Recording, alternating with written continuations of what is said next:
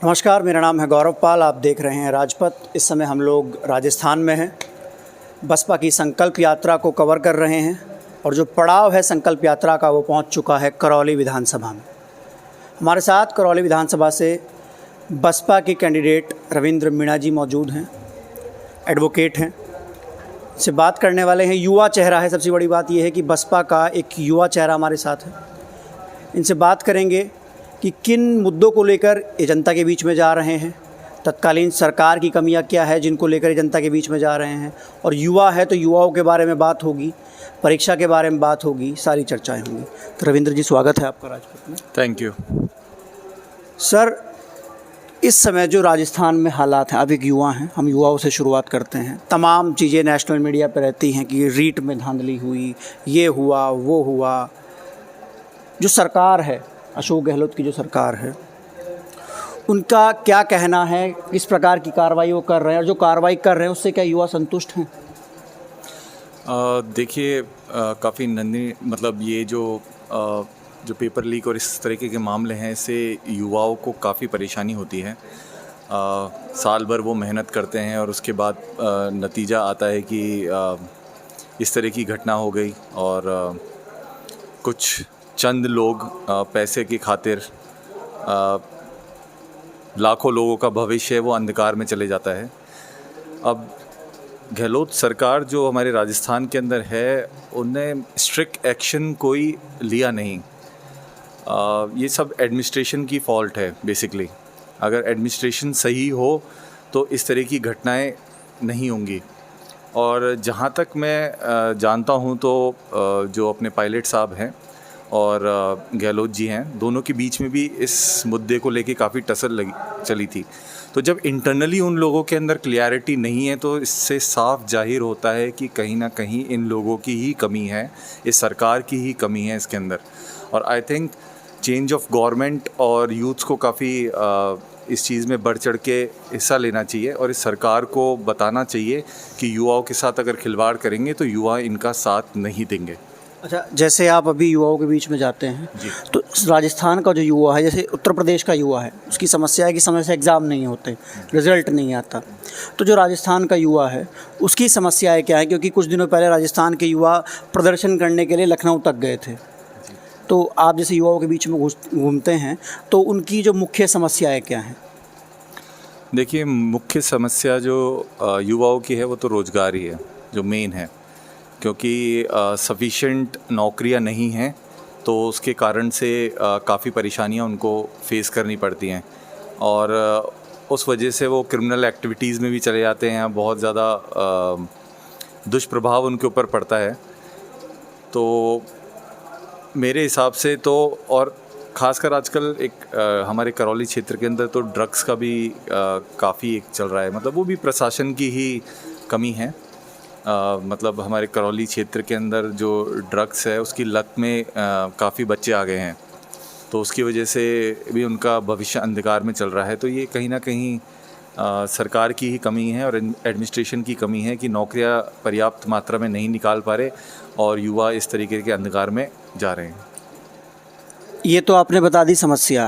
अगर आप जीत कर आते हैं और बीएसपी जो है वो सरकार में शामिल होती है तो आप लोगों का स्टैंड क्या रहेगा इस पर, और करौली में आपका स्टैंड क्या रहेगा जो युवा, नशा और तमाम चीज़ें इसको लेकर?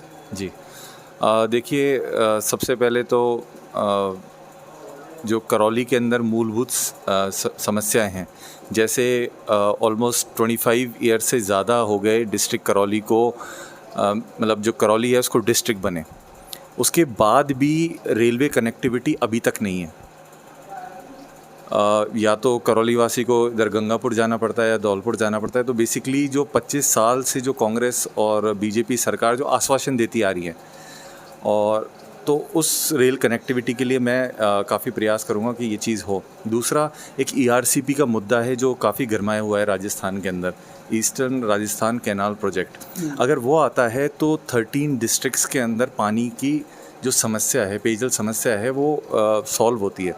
और उस पेयजल समस्या के सॉल्व होने से इंडस्ट्रियल डेवलपमेंट और काफ़ी सारी चीज़ें मतलब आएंगी। युवा हैं उनको रोज़गार भी मिलेगा, इंडस्ट्रियल डेवलपमेंट होगा, क्योंकि इंडस्ट्रीज़ के लिए वाटर सप्लाई की बहुत ज़रूरत होती है। तो और फिर इलेक्ट्रिसिटी और बाकी इरिगेशन फैसिलिटी हैं, वो सारी चीज़ें इम्प्रूव होंगी। तो और हमारा जो ये पांचना बांध है एक बिल्कुल करौली के अंदर, वही हमारा मेन सोर्स है यहाँ पे करौली के अंदर वाटर सप्लाई का। तो उस पांचना बांध के अंदर भी पानी आएगा तो वो और जगह पे भी बेसिकली भरतपुर हो गया या जो आसपास गंगापुर सिटी हो गई, तो वहाँ भी वाटर सप्लाई की प्रॉब्लम सॉल्व हो जाएगी। फिर एक यहाँ पे समस्या है कि जो हॉस्पिटल है वो एक मंडरायल रोड पे मतलब 10 किलोमीटर दूर बना दिया सिटी से, तो वहाँ एक तो पहुँचना बहुत मुश्किल है। इवन वहाँ पे नेटवर्क की भी प्रॉब्लम है। एंड वहाँ पे जो एक बंदरों का आतंक है, मतलब बेसिकली बंदर काफ़ी हैं अपने करौली डिस्ट्रिक्ट के अंदर, लेकिन हॉस्पिटलों में बंदरों का उत्पात, मतलब ये चीज़ समय के परे है। मतलब ठीक है आप और मैं नॉर्मली तो ठीक है उनसे छुटकारा पा सकते हैं, लेकिन एक मरीज़ अस्पताल के अंदर पड़ा हुआ है और वहाँ वार्ड के अंदर बंदर आ रहे हैं और इस चीज़ का मैनेजमेंट नहीं कर पा रही यहाँ पे कांग्रेस गवर्नमेंट है आज की तारीख में। तो मेरे हिसाब से ये काफ़ी चिंताजनक स्थिति है। अच्छा, इस समय अशोक गहलोत जो हैं वो तमाम प्रदेश में योजनाएं चला रहे हैं। 500 में सिलेंडर देना हो, 1000 रुपये महिलाओं को देना हो, तमाम योजनाएं, सड़कें जो हैं पटी पड़ी हैं। आप विज्ञापन देखें अखबारों में, वो पटे पड़े हैं। तो उसको आप क्या कहेंगे, उसके ऊपर आपका क्या स्टैंड है? अब देखिए 4 साल कुछ किया नहीं गवर्नमेंट ने और 5वीं साल इस तरीके के जो प्रदर्शन करना या दिखावा करना, बेसिकली दिखावा करना ही मानूंगा मैं। वो चाहते हैं कि सरकार के अंदर बने रहें, बस यही उनका एजेंडा है। पर मूलभूत तरीके से अगर देखा जाए तो अभी भी कोई सुविधा नहीं है। ये सब पेपरों पे ही है, ये सब पोस्टरों पे ही है, बैनरों पे ही है। एक्चुअल में कोई सुविधा किसी को नहीं मिली है। युवा इससे काफ़ी नाराज़ हैं। अच्छा, एक समस्या बहुत बड़ी है राजस्थान में। कहा जाता है कि राजस्थान दलितों के लिए कब्रगाह बन गया है। दलितों पे अत्याचार, शोषण, हत्याएं, बलात्कार, उस पे NCRB के जो डाटा है उस पे टॉप पे आता है, मतलब टॉप 2 to 3 स्टेट्स में आता है। तो ऐसा क्यों हो रहा है? मतलब जो वंचित समाज है, जो शोषित समाज है, उसके साथ ये जो घटनाएं हो रही हैं, अल्पसंख्यकों के साथ हो रही हैं। नासिर जुनैद वाला मामला हुआ, मोनू मानेसर को गिरफ्तार नहीं कर पाई है अब तक राजस्थान सरकार। वो बैठ के वहाँ से वायरल करता है, लाइव करता है। तो क्या सरकार में इच्छा शक्ति नहीं है या फिर करना नहीं चाहती है? क्या पूरा वो है? देखिए इच्छा शक्ति की ही कमी है, क्योंकि ये लोग जो यहाँ पे बेसिकली कांग्रेस की सरकार है, जो सारे के सारे जो ML हैं वो कांग्रेस के ही हैं। और आई थिंक उनकी कहीं ना कहीं लापरवाही है, जो इस तरीके की समस्याओं को या एडमिनिस्ट्रेशन को वो प्रॉपर तरीके से हैंडल नहीं कर पा रहे। मे बी शायद वो एजुकेटेड नहीं है MLA जो भी हैं, तो उनको इतना नॉलेज नहीं है कि एडमिनिस्ट्रेशन को किस तरीके से पुख्ता किया जाए या इंतज़ाम किया जाए, या पुलिस का किस तरीके से यूटिलाइजेशन किया जाए कि इस तरह की घटनाएं ना हो। और हमारे अभी रिसेंटली पास में ही करौली डिस्ट्रिक्ट के अंदर भी मोहनपुरा गांव के अंदर एक दलित बच्ची के साथ शोषण हुआ था और उसके बाद उसकी हत्या करके कुएं में डाल दिया गया था। वो बहुत हाइप हुआ था वो। और उसके अंदर भी धरना प्रदर्शन और सब चीज़ें करी गई थी। फिर भी गवर्नमेंट है वो बहुत ही स्लो है और नेग्लिजेंट है, खासकर जो ST SC या OBC इन लोगों के प्रति। तो आई थिंक गवर्नमेंट का चेंज होना, मतलब ये बहुत इम्पॉर्टेंट है। खासकर जो BSP है, जो बहन मायावती जी हैं, आई थिंक वो काफ़ी इस चीज़ के ऊपर वर्क करती हैं और उनके आने से इस तरीके के जो प्रॉब्लम्स हैं वो सॉर्ट आउट हो जाएंगी। अच्छा, ये जो संकल्प यात्रा आज करौली में पहुंची हुई है और आकाश आनंद BSP का एक यूथ फेस है, तो आपको क्या लगता है इससे कितना फ़र्क पड़ने वाला? जो कैडर अब से पहले था पार्टी का और अब इनके आने के बाद होगा, उसको आप कैसे देखते हैं दोनों में, मतलब इनसे पहले और इसके बाद? देखिए पहले भी हम बाबा साहब अम्बेडकर जी की बात करें या हम हमारे आदरणीय माननीय काशीराम जी की बात करें या हमारी माननीय बहन जी की बात करें, तो उनने अपने टाइम या अपने एरा के अंदर बहुत अच्छा काम किया है। एंड अब 2023 चल रहा है, तो जाहिर सी बात है कि चेंजेस आ रहे हैं, सोसाइटी के अंदर भी चेंजेस आ रहे हैं, तो हमें युवा चेहरा चाहिए।